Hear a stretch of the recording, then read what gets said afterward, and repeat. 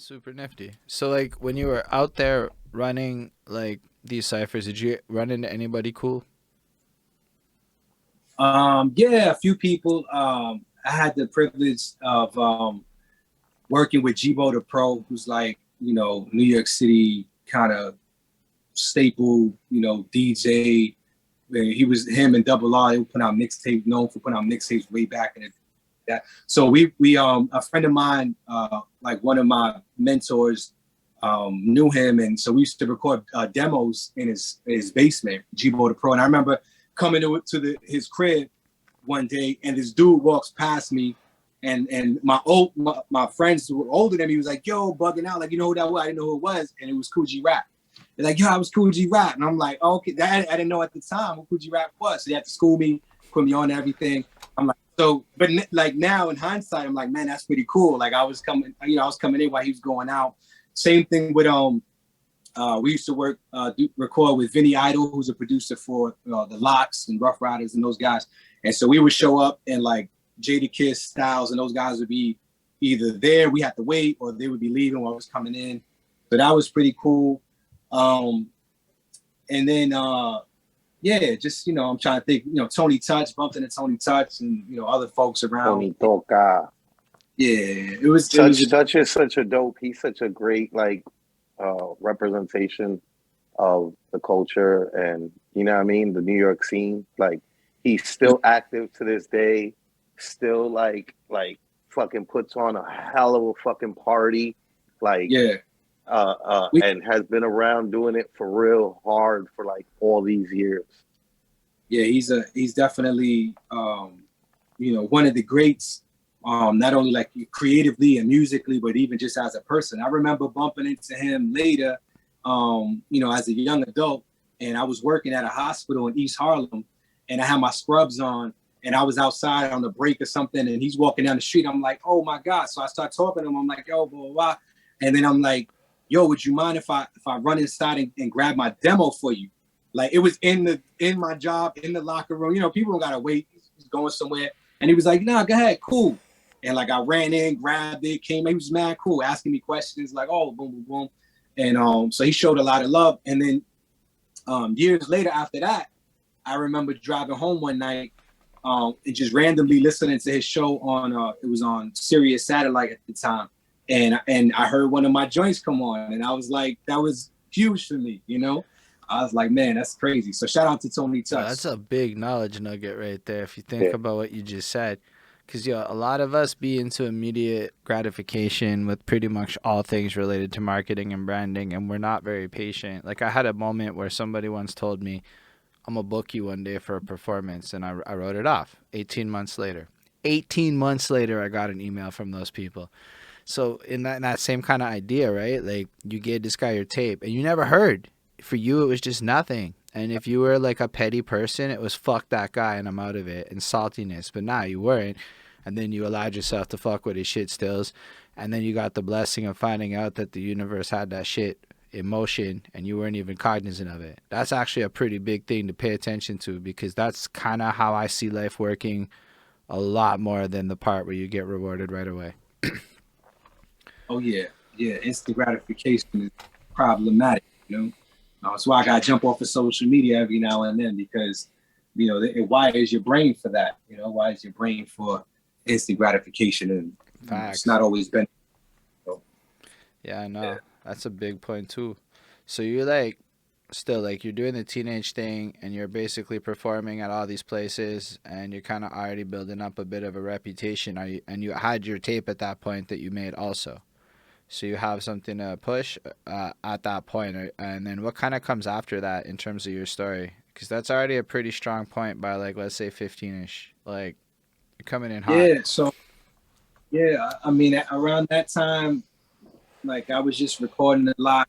I was learning. It was all, and I'm still learning. I'm still a student, but I was definitely like in school, for the art of emceeing. So I was learning a lot from the people that I mentioned. Jibo the Pro. Oh, why would you record it that way? You should do this, or you should add doubles, or you should, say it differently. So there was like all of that, just a lot of repetition in terms of putting in reps lyrically, ciphers and battles and all that kind of stuff. And then, you know, I guess What? I'm sorry to you know. interrupt, but what? How old are you? Like around this time? Would you So say? these are my Yeah. teen years. So this is So 14 like, all through 18. You know. so like, but this is like being around Jibo and them like helping you with your recording process. We're talking like later teens then, right? So like Well, yeah, I was pretty young when I was recording with Jibo, so I was probably 15, 16. 15, 16. Yeah. So Yep. 15, 16 though, I was gonna say you're already in high school. Like you're Right. probably in your sophomore Yeah. or freshman year, Yep. depending on when you graduated elementary or junior high, depending on, you know what I mean, what and I was gonna say, what high school did you go to? So I went to Life Sciences Secondary High School on 96th Street in Manhattan. And then Boom, that is nice. You see, like this is why I asked, right? So like you went to a high school in the city in Manhattan. because so there's a whole story about the girl, like right here. Yeah, no, I asked because you know what I mean. Like that, like Holden got to recently visit New Yo, York I City for the actually know first what a time ever, 96 means for the first time ever, because yeah, and he kind of can understand a little bit better now, right? yeah. And like, there's a lot of like a lot of this show is right. It's us learning about you, Randy, and all our guests, right? But it's also like Holden learning about I our would say culture here in the States. Holden and And everybody else that's not from New York City, because if you're not from New York City, you may as yeah, well because be all the Holden in this conversation. and a lot of our viewers, right, are like people who aren't from the city and are from all over. You know, they're like watching from all And over. especially So as like the dub grows to the more internationalness of life. he's representative and indicative of those people, right? But like I'm here as a fellow New Yorker and understanding, and like I understand like there's a grave difference in being able to be privileged enough to, right? Like even if you went to a bad school in Manhattan, you got to be on the island of Manhattan, which kind of like increases your downtown access and Right. likelihood. Yeah. You know what Yeah. I mean? Which like a That's lot of the borough kids might fuck around and live their whole lives and not really delve into the city much, right? right. So Yeah. like tell us about your high school, and as you're like going through this journey, right? Tell us about like what it's like uh cross mingling the recording process with school and like what you're doing in the city, you know what I mean? Like because your school is in Manhattan. So That's a great observation and great question. So in junior high school, I was in the Bronx and in IS 192, and I was not doing well. I was not doing well academically. I was not doing well in school. Period. I was wilding out. And part of it was just me being young and absolutely. rebellious and just kind of going through that. That's the age every human being. Like it's literally like it's like we all swear that it's like no, it's like every human being for the most part. Except the really, really goody two shoe kids, Even right? Who are then, already they had their like relative being really versions. good, and they have their relative. I was gonna say exactly like Yep. that for them. They're like, yeah, I remember that one night that I like stayed up late, and it's like, oh, watch out, party animal, you know. But like, you know, Yeah. this is you were being how you were supposed to be for your age.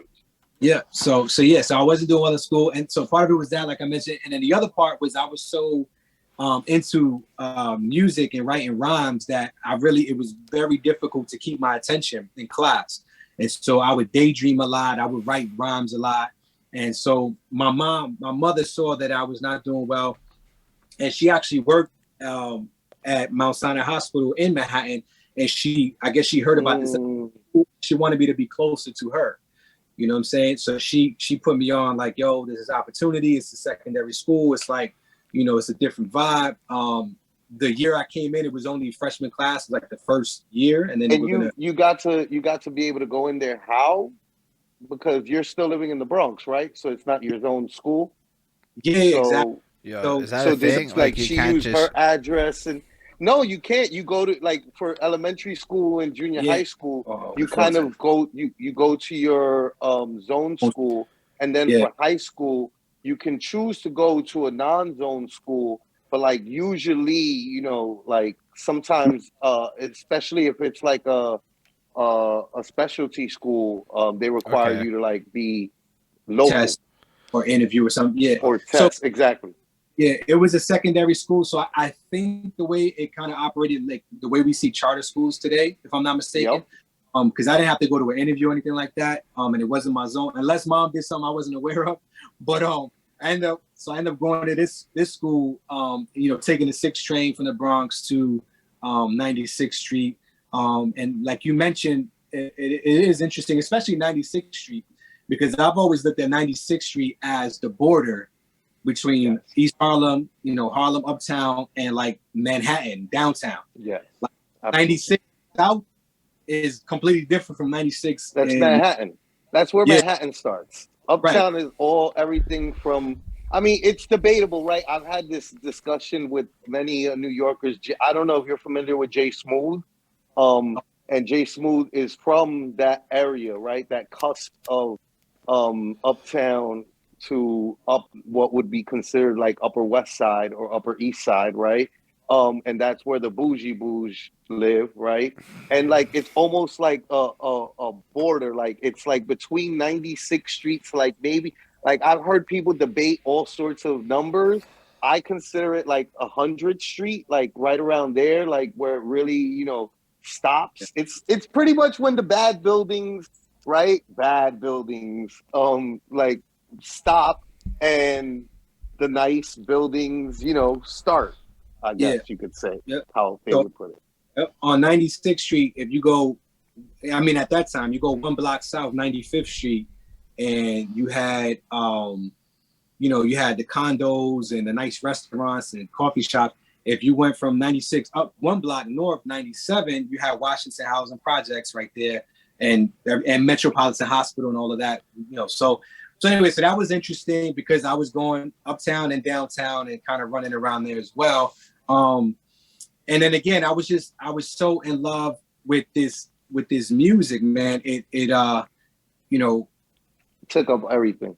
It took up everything, and so I ended up getting in trouble a lot in school. I got in trouble for rhyming in school. I got in trouble for writing graffiti in school. I got in trouble for breaking in school. I got in trouble for pretty much any and every hip hop related activity that you could be doing in school. In the school. At the same time, it was also recognized by a few teachers and definitely peers, but a few teachers like, yo, that's you got something there. But all this ended up dropping. That's awesome.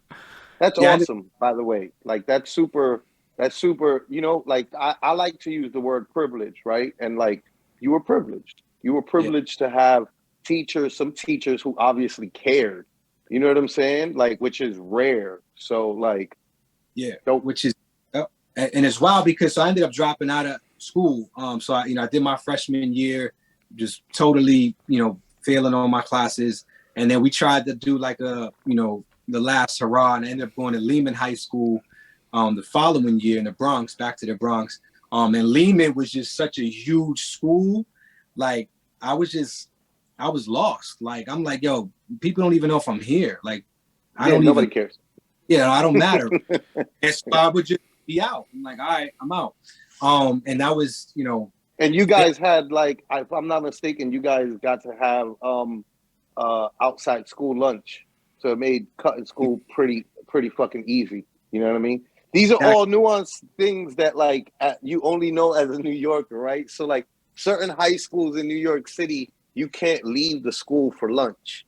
So like lunch is in the building, and you can only. But then some schools they let you go out for lunch, and Lehman happened to be one of those schools, if I'm not mistaken. Yeah. Everybody, you could go out and eat out for lunch. And that makes cutting school even easier. It makes you feel, I'm pretty sure, even like more of a reason of like, what the fuck am I doing here? I'm fucking out. Don't nobody care if I'm here or not. Like your teachers don't care. You're fucking one of thousands. Like classes already beginning to be overrun with too many students and not enough teachers. Like way super easy to get detached, and you have something that you care about, you know. Mm-hmm. And then on top of that, it wasn't safe. It was going down. It was going down heavy at Lehman and in Manhattan. You know what I'm saying? So, and I guess you could make the argument, that was relative to the circles that I was associated with, perhaps. But I was always like a dreamer, man. I was like, I don't want to be around this. I would go be alone and write rhymes. I'm like, yo, I want to go just like cool out. And so, interestingly enough, that I'm an educator now, that I work in schools, and we're gonna, I'm sure, get to that portion of the story. But I just always find that an interesting dynamic, having the challenges that I had in school as a student, and then now working in schools as an educator and a teaching artist and everything, which I love. I love that, working with young people and connecting with young people, and hopefully providing space and opportunities that I would have loved when I was in school, but just weren't available at the schools that I attended. But yeah, so that was my teen years, all the while making music, all the while writing rhymes, as I just mentioned. Did you graduate? No, I didn't. So I dropped graduate. Okay. No, I dropped out of high school and was just kind of running around the streets for a couple years. You got your GED? Yeah, I ended up getting my GED. Yep. Music ended up afterwards, or during those years? Probably a few years later. But music opened me on the like right on the cusp, So when a lot of my friends was like, as things were getting more serious, as we're getting older, people were getting locked up and different things like that. I was always like just right there. But music, thank God, I was so interested in music Saving grace. I couldn't, saving grace, man. I'm like, yo, I can't flip this pack, man. I'm no good at this, right? All my peoples is doing this. I'm like, I don't know, man. I'm no good at this. So anyway, I'm good at this, right? So I would go back to where I was celebrated, where I was affirmed, which for me was MCing. So I'm grateful for that. Thank God.